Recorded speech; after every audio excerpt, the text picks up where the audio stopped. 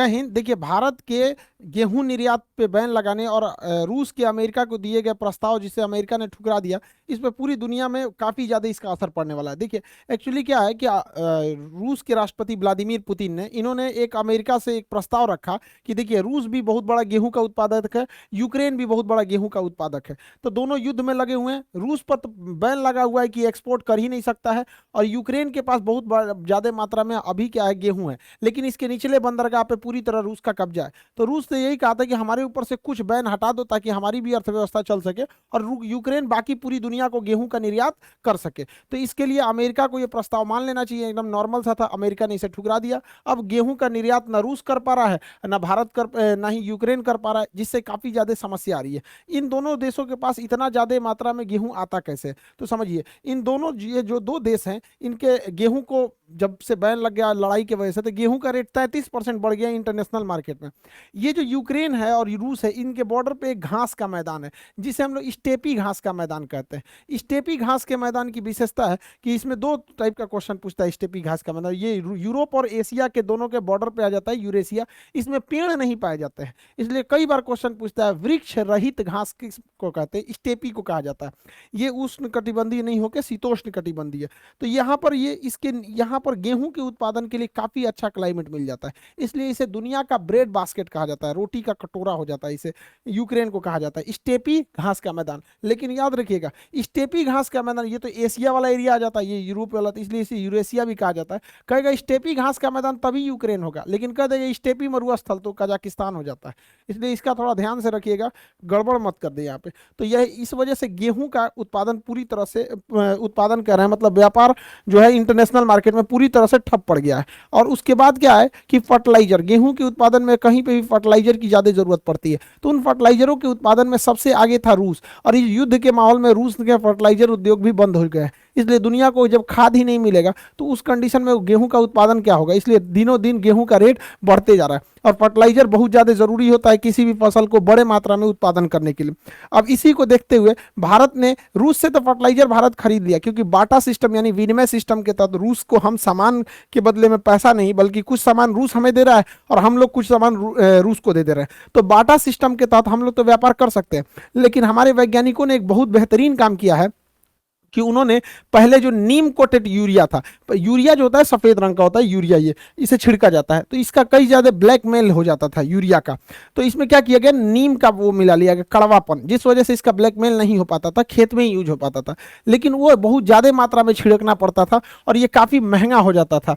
ये लगभग round the figure ये 400 के आसपास में यूरिया का प्राइस है, लेकिन इंटरनेशनल मार्केट में ये सरकार को पड़ता है बहुत ज्यादा महंगा यूरिया। लगभग 3000 से 4000 के बीच में सरकार खरीद सब्सिडी देके किसानों को देती है यूरिया का भारत में। तो इसका इफको नामक संस्था जो है भारत में खाद्य उत्पादन यही इसी के कंट्रोल में रहता है। इसने एक नए टाइप का यूरिया बनाया है, दुनिया में पहली बार nano urea. Nano urea particle जबरदस्त इसलिए है क्योंकि यह महज आधा लीटर से 1 एकड़ जमीन में इसके यूरिया का छिड़काव किया जा सकता है, और आधा लीटर 250 रुपया खर्च आएगा, 250 में 1 एकड़ किया जा सकता है। यानी जहां 50 बोरा लगता था वहां आधा लीटर लगेगा। अब इससे क्या है कि अब जब आधा लीटर ही खरीदना है तो महंगाई ज्यादा मायने नहीं रखती है, जब क्वांटिटी ज्यादा खरीदना है तब ना आदमी महंगा खरीदता है। तो हम लोग इसको मतलब आधा लीटर से 1 पूरे एकड़ तक हम लोग यूरिया का छिड़काव कर सकते हैं। और इसे छिड़कना पड़ता है क्योंकि ये लिक्विड फॉर्म में रहेगा। यहाँ पर किसी भी फसल के लिए क्वेश्चन हमेशा याद रखिएगा कि जब खेती करते हैं और उसमें खेती में जब फसल लग जाती है खेती के लिए, तो उसमें नाइट्रोजन, फास्फोरस और पोटेशियम, ये 3 चीजों की जरूरत होती है, जिसमें सबसे ज्यादा नाइट्रोजन 4 गुना होना चाहिए और 2 गुना फास्फोरस और एक हिस्सा उसका पोटेशियम होना चाहिए। NPK, नाइट्रोजन, फास्फोरस और पोटेशियम, ये रेशियो होता है। लेकिन जब बीज बोया जाता है खेती के लिए तो वो अलग हो गया, लेकिन जब बीज बोएंगे तो उसमें भी नाइट्रोजन, फास्फोरस और पोटेशियम चाहिए होता है। तो वहां नाइट्रोजन कम चाहिए होता है और नाइट्रोजन से 2 गुना फास्फोरस चाहिए होता है और फिर 1 हिस्सा होना चाहिए पोटेशियम आपका। तो याद रखिएगा, ये क्वेश्चन पूछेगा बीजारोपण के समय सबसे ज्यादा किसकी जरूरत होती है? तो फास्फोरस की पूर्ति जो होती है DAP से होती है, डाई अमोनियम फास्फोट। DAP से फास्फोरस की पूर्ति होती है और यहाँ नाइट्रोजन की पूर्ति यूरिया से होती है। 46% यूरिया में नाइट्रोजन होता है। तो खेती के लिए सबसे ज्यादा जरूरी है नाइट्रोजन, ये यूरिया में नाइट्रोजन मिल जाता है। और बीज बोते समय सबसे ज्यादा फास्फोरस की जरूरत है। ये तो बहुत महंगा है, लगभग 1500 के आसपास DAP का बोरा है। तो भारत के वैज्ञानिकों ने बहुत सराहनीय काम किया है, जिससे कि अभी इस समस्या से हम लोग निजात पा सकेंगे। और इस सब को देखते हुए गेहूं का जो प्राइस बढ़ रहा है, तो भारत सरकार ने प्राइवेट कंपनियों पर बैन लगा दिया है कि अब वो गेहूं का निर्यात विदेशों में नहीं कर सकती। अब किसी भी देश को भारत से गेहूं खरीदना है तो दुकानदार या फिर बिजनेसमैन से नहीं खरीद सकते हैं, गवर्नमेंट टू गवर्नमेंट डील करनी पड़ेगी, तभी गेहूं मिलेगा। ये एक लंबा प्रोसेस हो जाता है। हम फ्रेंडली कंट्री को ही दे सकते हैं, लेकिन अगर व्यापारियों से खरीदना रहता है तो उसमें कोई खास दिक्कत नहीं आता है। अब गेहूं के निर्यात रुक जाने से पूरी दुनिया में इसके प्राइस बढ़ते जा रहे हैं, खास करके अफ्रीका अन्य देशों में, कई देश में जहां पर गेहूं का उत्पादन नहीं होता है, जैसे इंडोनेशिया को निर्यात नहीं हो पाएगा, मलेशिया को नहीं हो पाएगा, जिस वजह से वहां पे काफी सारे समस्याएं आ जाएंगी वहां पर। इससे के लिए आईएमएफ जो है भारत सरकार से भीख मांग रहा है। लिटरली वो क्या कह रहा है कि हम मतलब हम भारत से भीख मांग रहे हैं कि आप गेहूं के निर्यात को जल्दी से जल्दी ओपन कीजिए, ताकि अन्य जगहों पर गेहूं की किल्लत ना हो जाए। क्योंकि जैसे जैसे गेहूं का किल्लत आएगा, इकोनॉमी दूर, अर्थव्यवस्था चौपट होगी, तो लोग आईएमएफ के पास दौड़ेंगे। ये आईएमएफ पे भरोसा मत कीजिएगा, ये चोट्टा पूरी दुनिया को ये मतलब ये हमेशा अपना फायदा सोचता है और अमेरिका के हिसाब से चलता है। आईएमएफ की कहानी हम आपको बताते हैं। 1991 में भारत की स्थिति इतनी खराब थी कि महज 15 दिन का हमारे पास पैसा बचा हुआ था। जो हाल श्रीलंका का आज है ना, उससे भी बुरा हाल हो गया था हम लोग का 1991 में, 1991 में, 1991 में। उस समय प्रधानमंत्री पीवी नरसिम्हा राव थे और वित्त मंत्री मनमोहन सिंह थे। पीवी नरसिम्हा राव का दिमागी हिल गया, क्या करना चाहिए। उन्होंने सारी जिम्मेदारी वित्त मंत्री मनमोहन सिंह के ऊपर दिया था और हम लोगों को अपने रिजर्व बैंक का सोना गिरवी रखना पड़ा था, तब जाके हम लोग को पैसा मिला था। और आईएमएफ ने हमें शर्त रखा था कि आप अपने यहाँ लिबरलाइजेशन कीजिएगा, यानी विदेशी कंपनियों के साथ भेदभाव नहीं कीजिएगा, उनको भी बराबर का मान्यता दीजिएगा। प्राइवेटाइजेशन कीजिएगा, प्राइवेट कंपनियों को भी आने दीजिएगा। ग्लोबलाइजेशन मतलब होगा कि विदेशी कंपनियों को आने से नहीं रोकिएगा। एलपीजी, लिबरलाइजेशन, प्राइवेटाइजेशन, ग्लोबलाइजेशन किए, ये शर्त माना, तब हम लोगों को कर्जा मिला। और उसके बाद से हम लोगों ने धीरे धीरे उसे अर्थव्यवस्था को पटरी पर लाना चालू किए थे। तो उसी समय मनमोहन सिंह का, आज भी देखिएगा कई सारे पॉलिटिशियंस को, वो किसी पार्टी को भले बोल सकते हैं लेकिन पर्सनल मनमोहन सिंह को नहीं बोलते हैं, क्योंकि उस समय 15 दिन का ही महज पैसा बचा था। क्वेश्चन पूछेगा उदारीकरण यानी लिबरलाइजेशन किसके समय हुआ, तो लड़का गलती से मार देता है मनमोहन सिंह। मनमोहन सिंह उस समय वित्त मंत्री थे, जबकि पीवी नरसिम्हा राव जो थे वो प्रधानमंत्री थे। तो कहेगा किसके समय उदारीकरण यानी एलपीजी हुआ था, तो पीवी नरसिम्हा राव 1991 के। उसी समय हम लोगों ने विदेशी कंपनियों को आने की छूट दे दी थी, जिस वजह से विदेशी कंपनियां दौड़ पड़ी। भारत में कारखाने थे नहीं।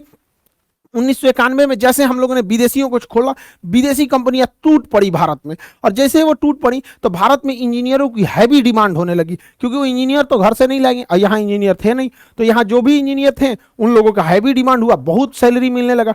तो एकदम दिमाग में बैठ गया, जिसको देखो inter pass engineer, inter pass engineer, आज इतना ज्यादा भर गए और फैक्ट्रियां तो आ नहीं रही हैं। तो ये 1991 में था। यही आईएमएफ है जो भारत को उस समय आंख दिखाता था, और आज भारत से यहाँ पर ये लोग भीख मांग रहे हैं। और अजीब स्थिति है, देखिए पाकिस्तान भीख मांग रहा है आईएमएफ से और आईएमएफ मांग रहा है भारत से। ये स्थिति है, ये भारत के किसानों के बदौलत है। इनका कहना है कि गेहूं पे से निर्यात को प्लीज हटा दीजिए।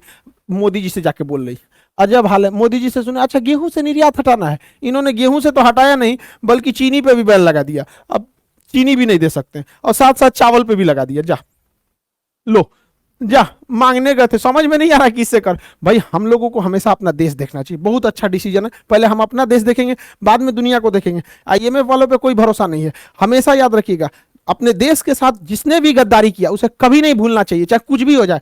70 के दशक में जब हमारे यहाँ गेहूं नहीं था, हमारे यहाँ सूखा पड़ गया था, तो हम लोग अमेरिका से गेहूं मांगे थे, भीख नहीं मांगे थे, खरीदे थे। तो अमेरिका ने सुअर को खाने वाला गेहूं दिया था भारत को। सोचिए, सुअर को जो खाने के लिए गेहूं दे। आज ये हम लोग को कह रहे हैं कि हम लोग के गेहूं का निर्यात कर देना चाहिए। इन सब पे कभी भरोसा नहीं करना चाहिए। कभी भी अपने देश के साथ हुए गद्दारी को नहीं भूलिएगा, अपने आखिरी सांस तक। याद कीजिए, आज से 2 साल पहले जब डोनाल्ड ट्रंप प्रधानमंत्री थे, वहां के राष्ट्रपति थे, जब कोरोना का संकट आया था, उनकी यहाँ दवाइयों की खोज ऐसा लगा था कि पहले हो जाएगा, तो उन्होंने अपने यहाँ दवाइयों के निर्यात पर बैन लगा दिया था। इवन कि सिरिंज तक पे भी बैन लगा दिया था कि सब सिरिंज कहां से यूज करेगा, सब भारत वालों को तो इतना आता नहीं है, कहां से लाएगा सब। देख लो अमेरिका, मार दिया गया आदमी तमाचा यहाँ पे तुमको, लोल कहीं का। आज हम लोग पूरी अपने देश की पूरी जनसंख्या को हम लोगों ने वैक्सीनेशन लगा दिया। दुनिया में जहां भी वैक्सीन लगी हुई है उसमें सबसे ज्यादा योगदान भारत की है यहाँ पर। तो ये लोग बैन लगा दिए। तो ये जब इनका देश करेगा ना कुछ, तो सब सही है। ये जिसका मन जहां बम मार देंगे, लीबिया में जाके मार देंगे, तुर्की में मार देंगे, सीरिया में मार देंगे, कहीं मार देंगे। और जहां हम लोग कश्मीर में जाएंगे तो कह देंगे पंचायती करने आने के लिए। इसलिए हमेशा अपने देश के बारे में सोचना चाहिए। बहुत अच्छा डिसीजन है भारत सरकार का, बैन नहीं हटाना चाहिए, दुनिया को भी तो समझ में आए। अच्छा ये बताइए, पेट्रोलियम देशों का अपना संगठन है, वो लोग का देखते हैं कि पेट्रोल महंगा हो गया तो पेट्रोल का बेचना ही बंद कर देते हैं, महंगा हो जाता है तब बेचते हैं। चोट्टा कहीं का, पेट्रोल तुम बेचोगे अपने हिसाब से, गेहूं बेचेंगे हम लोग नहीं, तुम पेट्रोल रोको हम गेहूं रोकेंगे। सैल्यूट है किसानों को, यहाँ पर हम लोगों को ऐसा होना चाहिए और आईएमएफ को घुटने पे लाना चाहिए। आईएमएफ कहता है कि दुनिया में जो भी व्यापार करना है 5 को मुद्रा में कीजिए। Special driving right, special driving right, इसे कागजी स्वर्ण भी कहते हैं, एसडीआर। क्या क्या भैया, तो अमेरिका का डॉलर, यूरोपीय यूनियन का यूरो, चीन का युआन, जापान का येन और ब्रिटेन का पाउंड स्टर्लिंग, मतलब 5 देश में व्यापार कर सकते हैं हम लोग। हम लोग रुपया में व्यापार नहीं कर पाते। वो किसी देश से अच्छा रिलेशन है, जैसे ईरान से है हम लोग का मित्रवत रिलेशन है, तो ईरान का पेट्रोल का पैसा हम लोग डॉलर में न करके रुपया में कर देते हैं।